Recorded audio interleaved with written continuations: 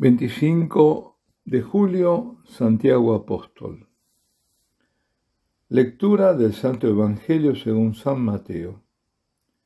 En aquel tiempo se acercó a Jesús la madre de los hijos de Zebedeo, con sus hijos, y se postró para hacerle una petición. Él le preguntó: ¿qué deseas? Ella contestó: ordena que estos dos hijos míos se sienten en tu reino, uno a tu derecha y el otro a tu izquierda. Pero Jesús replicó: no sabéis lo que pedís. ¿Podéis beber el cáliz que yo he de beber? Contestaron: podemos. Él les dijo: mi cáliz lo beberéis, pero sentarse a mi derecha o a mi izquierda no me toca a mí concederlo. Es para aquellos para quienes lo tiene reservado mi Padre. Los otros 10, al oír aquello, se indignaron contra los dos hermanos, y llamándolos, Jesús les dijo: sabéis que los jefes de los pueblos los tiranizan y que los grandes los oprimen. No será así entre vosotros. El que quiera ser grande entre vosotros, que sea vuestro servidor. Y que quiera ser primero entre vosotros, que sea vuestro esclavo. Igual que el Hijo del Hombre no ha venido a ser servido, sino a servir y a dar su vida en rescate por muchos. Palabra del Señor. Bien. En España, y solo en España, se celebra hoy a Santiago Apóstol. Hay una noticia que ha pasado desapercibida y me la han hecho notar. No estando yo actualmente en España, me entero ahora, pero según me cuentan, también en España no tuvo difusión. Una noticia para nosotros realmente importante. Hace un par de días de esto, creo que fue, si no me equivoco, el mismo viernes pasado, la Virgen del Pilar, peregrina, llegó a Santiago de Compostela. Es decir, simbólicamente, después de peregrinar por España, la Santísima Virgen vuelve a encontrarse con el apóstol.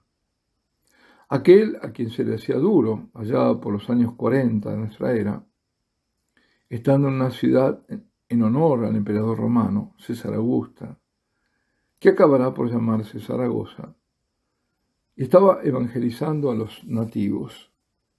Eran los antecesores de los maños, famosos por su tosudez. Espero que mis amigos maños no se ofendan, pero las cosas son como son famosos así. Yo también vengo de quienes no de maños, pero de testarudos también. Así, famosos por la región. Bueno, pues no había caso, no podían penetrar la evangelización. 1500 años más tarde se repetirá la historia, con otros nativos, los amerindios, como se los llamará después, en tierra americana, claro, allá por Tecnotitlán, actual México. Y tuvo que aparecerse la Madre del Señor, en ambos casos, para resolver la cuestión y hacer de ambas tierras rocas de la Iglesia. Porque España es roca de la Iglesia, ha sido, y México también. En el caso de México, la Madre de Dios dejó la tilma, esa suerte de poncho, de fibra de maguey, con su imagen. En Hispania, un pilar. La antigua tradición de la aparición de la Virgen a orillas del Ebro al apóstol Santiago, el mayor, está corroborada por documentos y sellada su autenticidad por milagros, especialmente el milagro de Calanda, que lo trata en el libro María, la Eucaristía y el final de los tiempos. Porque es así, la tradición se apoya en documentos escritos del siglo XIII, conservados en la SEO es la Catedral de Zaragoza, y en testimonios arqueológicos anteriores, como el sarcófago de Santa Ingracia, que es un sarcófago del siglo IV, donde en bajo relieve aparece la escena de la Virgen apareciéndose a Santiago. Además, en el siglo IX, o sea, el año, sí creo que fue el 835, lo veo ahora sí aquí, un monje de París, de Saint-Germain, de nombre Almuino, cuenta que en la iglesia dedicada a la Santísima Virgen había servido el gran mártir San Vicente en el siglo III. Santiago, con sus discípulos, iba, según el mandato del Señor, hasta los confines de la tierra, predicando, anunciando el Evangelio y bautizando. Y es en esta circunstancia que en la noche del 2 de enero del año 40 de nuestra era, se le aparece la Santísima Virgen, cuando todavía estaba sobre esta tierra. El apóstol y los que con él estaban habían antes escuchado una dulcísima melodía del cielo.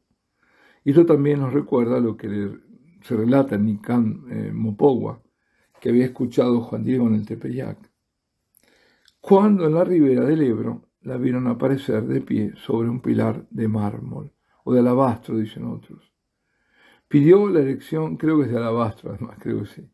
Pidió la erección de un templo y prometió: permaneceré en este sitio hasta el fin de los tiempos, para que la virtud de Dios obre portentos y maravillas por mi intercesión con aquellos que en sus necesidades imploren mi patrocinio. Y luego desapareció, quedando el pilar, por eso llaman Nuestra Señora del Pilar, que aún hoy se venera en la basílica, como testigo de lo que ocurrió. El milagro de Calanda, para que no sepa, es un milagro tremendo, porque es alguien que pedía a la puerta, había tenido un accidente, había perdido media pierna, de la rodilla para abajo, y pedía, y todos los veían, lo conocían. Y él siempre se frotaba con el aceite de la lámpara de ahí, del santuario, y pidiendo, ¿no? Pidiendo, y resulta que le reapareció la pierna. Esto es un milagro impresionante, y está bien documentado. Bueno, Santiago, ¿qué pasa? Sigue su camino que había iniciado con los celtíberos en Galicia, de ahí venía retrocediendo para regresar a Jerusalén. Y este santo, que es patrón de España, y por eso se lo celebra hoy, cuando en el resto de los países la Iglesia celebra el 17º domingo, es conocido como Santiago el Mayor, para distinguirlo del pariente del Señor, del otro Jacobo, Santiago, el menor, que fuera el primer obispo de Jerusalén, el otro. Este, en cambio, es hermano de Juan, hijos ambos de Zebedeo y de Salomé. Es uno de los tres más íntimos de Jesús, porque junto a él estaban Juan y Pedro, dilectos discípulos que serán testigos de su transfiguración, estarán con Jesús, aunque dormidos, durante la agonía del Señor en el Getsemaní. También fueron los únicos que presenciaron yo no me gusta decir resurrección porque no fue tal, fue la revivificación. Resurrección fue la de Cristo. Los demás volvieron a la vida para después morir, ¿no? Es la revivificación de la hija de Jairo, el jefe de la sinagoga. Al regreso a España murió en manos de Herodes Agripa I, hacia el año 44. Según relata San Lucas en Hechos de los Apóstoles, la ejecución fue por espada, es decir, lo decapitaron. Viendo el malvado Herodes que lo hecho era agrado de los judíos, de esto lo dice Hechos de los Apóstoles, apresó a Pedro, y es bueno recordarlo. Pedro, encadenado, fue milagrosamente liberado gracias a la oración de la Iglesia.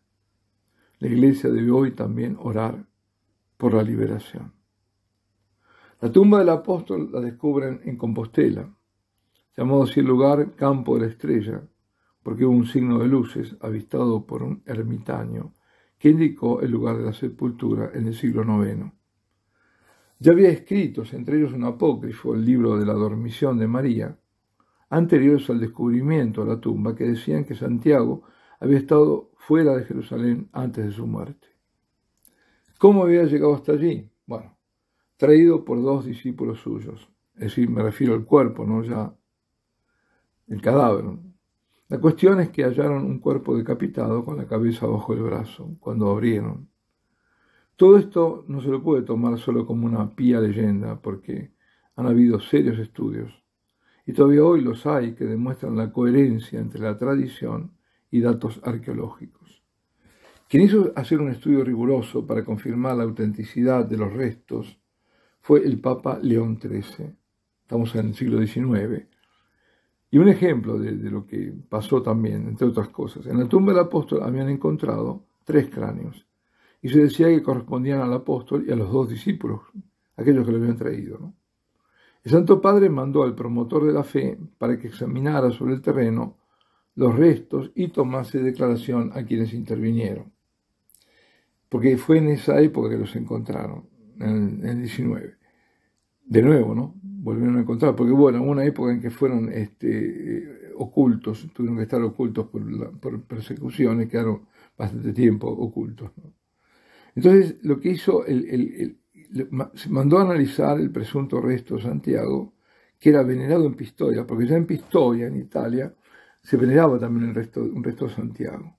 Y el especialista médico dictaminó que se trataba de una apófisis mastoidea derecha con resto de sangre coagulada, pieza que habría sido separada a consecuencia de una decapitación. Pues ya en Santiago, en el examen se constata que uno de los 3 cráneos, ahí en Compostela, carece de apófisis mastoidea derecha. Por tanto, es suponer que tanto la reliquia de Pistoia como la de Compostela son del mismo apóstol Santiago decapitado en Jerusalén. Bueno, regreso al Evangelio de esta fiesta del patrono de España. Salomé, la madre de Santiago y Juan, le pide al Señor: ordena que estos 2 hijos míos se sienten en tu reino, uno a tu derecha y el otro a tu izquierda. Pero Jesús replicó: no sabéis lo que pedís. ¿Podéis beber el cáliz que yo he de beber? Contestaron: podemos. Él les dijo: mi cáliz lo beberéis. Pero sentarse a mi derecha o a mi izquierda no me toca a mí concederlo. Es para aquellos para quienes lo tiene reservado mi Padre. Santiago bebió el cáliz unos 11 años después que su Señor.